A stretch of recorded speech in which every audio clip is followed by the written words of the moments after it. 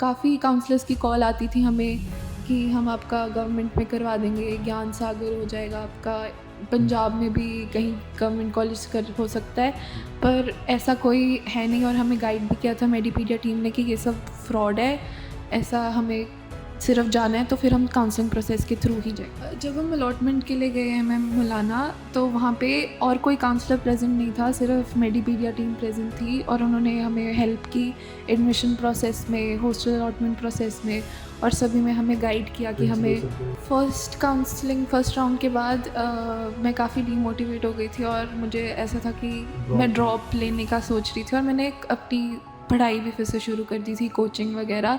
पर मुझे अनमोल सर ने बहुत मोटिवेट किया, और शुभम सर ने भी, रिया मैम ने भी, कि ड्रॉप लेने में अभी कोई फ़ायदा नहीं है। आज हम मेडीपीडिया के चंडीगढ़ ऑफिस में बैठे हैं। यहाँ पे हमने आज वाइट कोट सेरेमनी अरेंज की है, तो जिसमें हमने डिफरेंट कॉलेज के जिनको सीट अलॉट हुई है उन बच्चों को आज हम एक्चुअल बच्चे की क्या फीडबैक है हमारे साथ, उसके लिए हमने बच्चों को यहाँ पे इनवाइट किया था। जिसमें हमारे साथ हैं इबादत जो चंडीगढ़ से हैं, इनको कौन सा कॉलेज मिला है, कैसा इनका हमारे साथ फ्रॉम वेरी फर्स्ट डे से लेके अब तक रहा, उसकी हम मतलब आज बच्चे की फीडबैक लेंगे। और इनको कैसे कैसे बीच में कॉल्स आते गए, फ्रॉड कॉल्स की, मतलब वो सारा बच्चा खुद बताएगा। ठीक है, हम अब स्टार्ट करते हैं बच्चे की फीडबैक से। My name is Abadat Sanga and the college I have been allotted is MM institute of medical sciences and research Maulana. मेरा एक्सपीरियंस बहुत अच्छा रहा मेडीपीडिया टीम के साथ।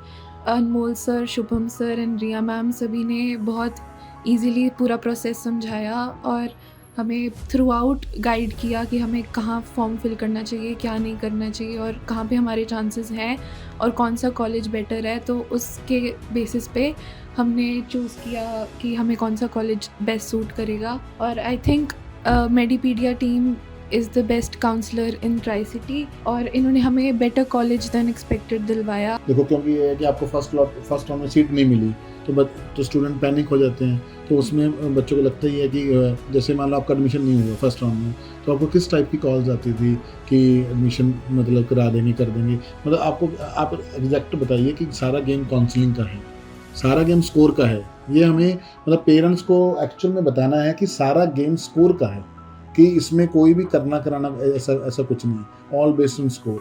वो सारा जर्नी बताइए कि कैसे कैसे कॉल जाते हैं। आप दिमाग में कहीं आ भी जाता है कि शायद क्या वो सच हो। तो हमें काफ़ी काउंसलर्स से कॉल्स आती थी कि हमारा इंटरनल कुछ है कॉलेज के साथ, तो हमें गवर्नमेंट कॉलेज भी दिला सकते हैं अगर हम उन्हें कुछ एडवांस फीस पेमेंट करें। एज अ स्टूडेंट सभी को होता है कि अगर हमें ऐसे बेटर कॉलेज मिलता है तो हम क्यों ना ट्राई करें, और पेरेंट्स भी सोचते हैं कि अगर हमारे बच्चे का ऐसे फ्यूचर अगर हो रहा है तो हम क्यों ना ट्राई करें। पर ऐसा कोई है नहीं, और हमें गाइड भी किया था मेडीपीडिया टीम ने कि ये सब फ्रॉड है, ऐसा हमें सिर्फ जाना है तो फिर हम काउंसलिंग प्रोसेस के थ्रू ही जाएंगे। और हमारा जो आप सपोर्ट है, जैसे एक होता है कि एडमिशन हो गया, मान लो मोस्टली क्या होता है काउंसलिंग में, क्या होता है कि हमने आपका एडमिशन अलॉटमेंट आ गया, उसके बाद आपने आपको अलॉटमेंट लेटर भेज दिया, उसके बाद आपने सब कुछ करना है।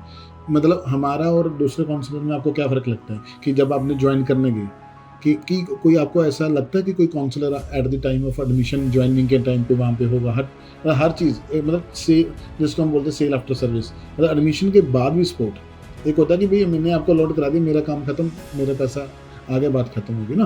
देखो मोस्टली क्या होता है कि आपको अगर सीट मिल गई तो एक्चुअल में तो ये होता है ना कि भाई बस बात खत्म होगी।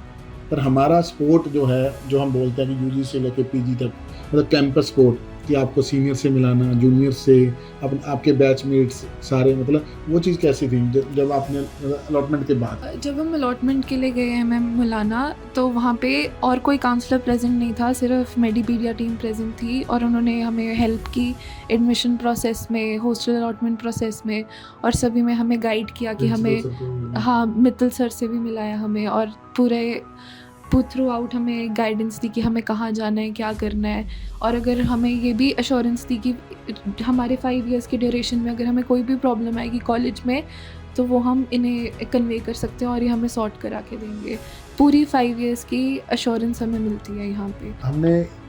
हम वाइट कोट सेरेमनी भी क्यों करते हैं? वाइट कोट सेरेमनी हम कॉलेज करे ना करे, कि कोई भी कॉलेज, हमें कोई मतलब नहीं है, हम फिर भी बच्चे की वाइट कोट सेरेमनी ज़रूर करते हैं, ताकि बच्चों को ये फील ना आए कि हमारी वाइट कोट सेरेमनी नहीं।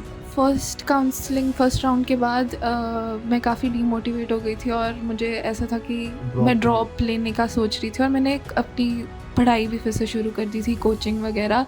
पर मुझे सर ने, अनमोल सर ने बहुत मोटिवेट किया, और शुभम सर ने भी, रिया मैम ने भी, कि ड्रॉप लेने में अभी कोई फ़ायदा नहीं है। बहुत अच्छा बताया इन्होंने, क्योंकि ड्रॉपर्स मोस्टली क्या होता है कि जैसे लास्ट ईयर बच्चों ने ड्रॉप किए, इस साल क्या हुआ है, उन बच्चों की वो बच्चे डीमोटिवेट हो गए। देखो एक साल ड्रॉप करने के बाद जो आइडियल सिचुएशन ये है कि 80 to 100 मार्क्स अप होने चाहिए, पर इस बार हुआ क्या कि बच्चों के जो रैंक है, मतलब चलो स्कोर तो अलग बात है, रैंक भी बच्चे का नीचे गया, तो बच्चों को डीमोटिवेशन मिली। इस साल तो जो 25 है उसमें बच्चों का, ड्रॉपर्स का खासकर ये रहा कि भाई ड्रॉप करने का कोई बेनिफिट नहीं। बहुत कम बच्चे होंगे जिनका रैंक अप गए, इसलिए मतलब हम बच्चों को यही मोटिवेट करते हैं कि यूजी कैसे भी करो, कहीं से भी करो, मतलब पीजी के टाइम पे आपको जैसे अभी लगता है कि एक साल में ड्रॉप करके गवर्नमेंट सीट निकाल लूँगी यूजी की, तो हम बच्चों को ये गाइड करते हैं कि 5 साल दिए आपको यूजी के, 1 साल और दे देंगे भाई, 6 साल में आपने पीजी करना है। पीजी करो 32 पीजीआई से करो, 32 से करो, एम्स से करो, ताकि टारगेट बढ़ा लो। अभी 6 साल दे देंगे बच्चों को, ठीक है। ऑल द बेस्ट बेटा, ठीक है। We wish you all the best for your bright future. Thank you so much.